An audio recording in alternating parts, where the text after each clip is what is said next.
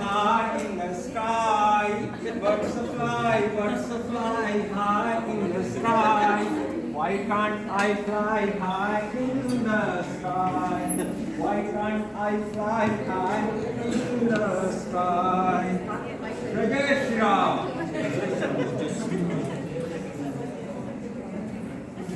ये तो मेरी वही माता सीता जैसे प्रतीत हो रही है, सचमुच ही,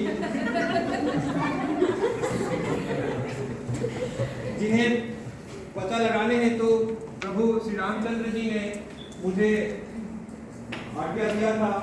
जिनके आज्ञा और आदेश को स्वीकार करके मैं आज इस संतरा नगरी में आया हूँ।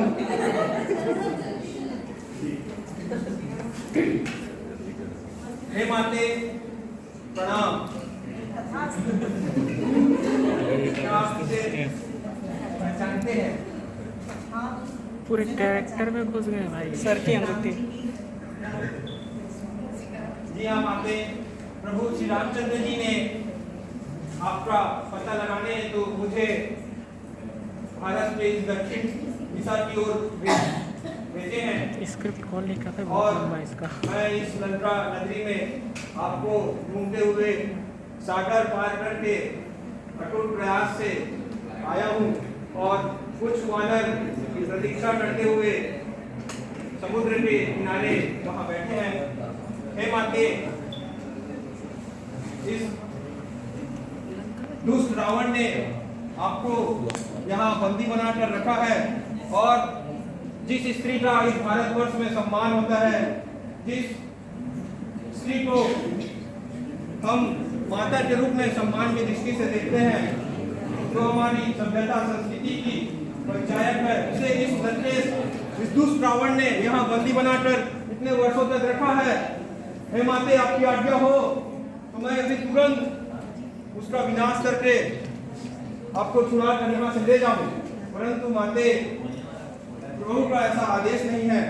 तो माते, मैं आपसे यही अनुमति चाहता हूँ कि मुझे भूख लगी है और वानरों की प्रकृति अनुसार मैं यहाँ जो फल फूल है इन्हें तोड़कर खा लूँ। कृपया मुझे अनुमति दे। आगे थैंक यू माते।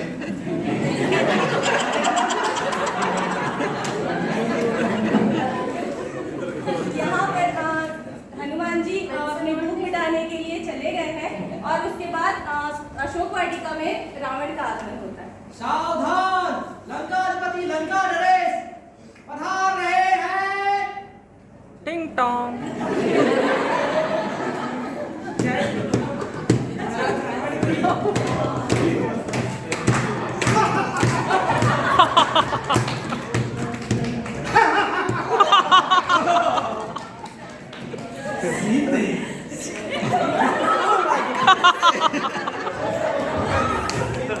मैंने जो कहा था, क्या आपने निर्णय ले लिया है?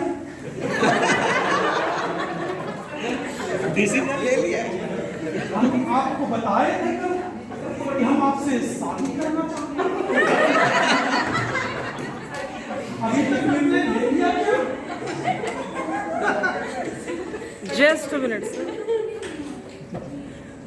ये रावण, मैं पतिव्रता पत्नी हूँ।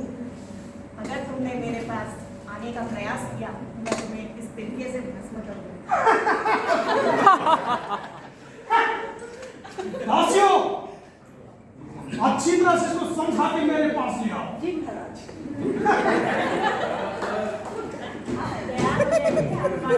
हमारे महाराज जी आपको सुख सुविधा लंकेश में रखेंगे। जल्दी से तैयार हो जाओ।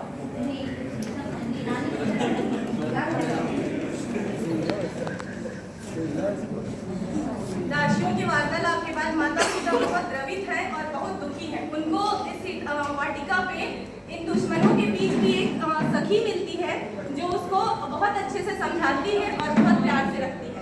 तो सखी और सीता माता का यहाँ पर वार्तालाप है।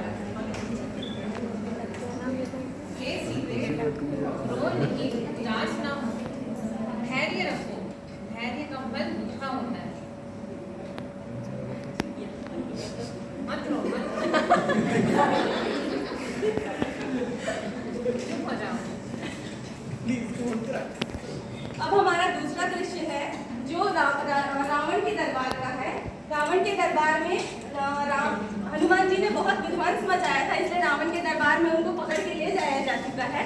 और वहाँ पर रावण के दरबार में जो वार्तालाप होगा उसको आइए डिसलेक्सिया। जय श्री राम।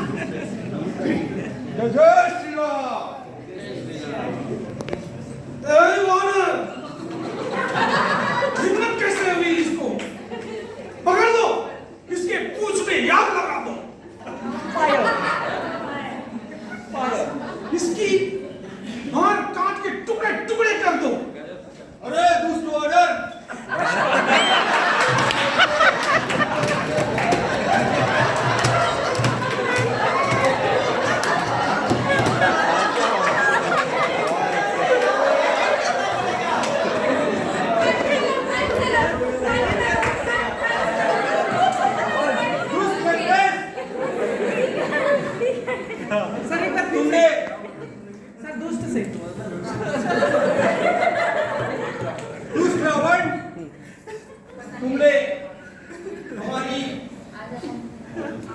हमारी जो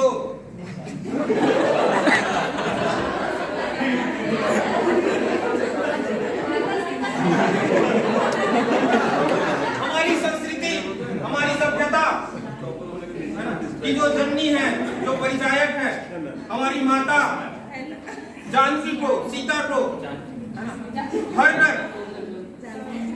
तुमने क्यों लाया? तुम्हारी हिम्मत ये कैसे हुई, है ना? तुम मेरे पूंछ में आग लगाने की बात करते हो। तुम्हारा इतना ये दुस्साहस हुआ है कि तुमने इन्हें चुरा कर घर घर लाकर इतने दिन जो है यहाँ रखा, ये बहुत अनर्थ किया है। और हमें स्त्री का जो है सम्मान करना चाहिए, उन्हें अपनी माता के समान समझनी चाहिए, उनका आदर करना चाहिए। तुमने आज संस्कृति, भारतीय जो सभ्यता है ना, संस्कृति है, उसका उल्लंघन किया है, तुमने बहुत अनर्थ किया है। हे रावण, आज से कुछ ही दिन बाद हिम्मत कैसे हुई? आग लगा दो इसकी पूंछ में।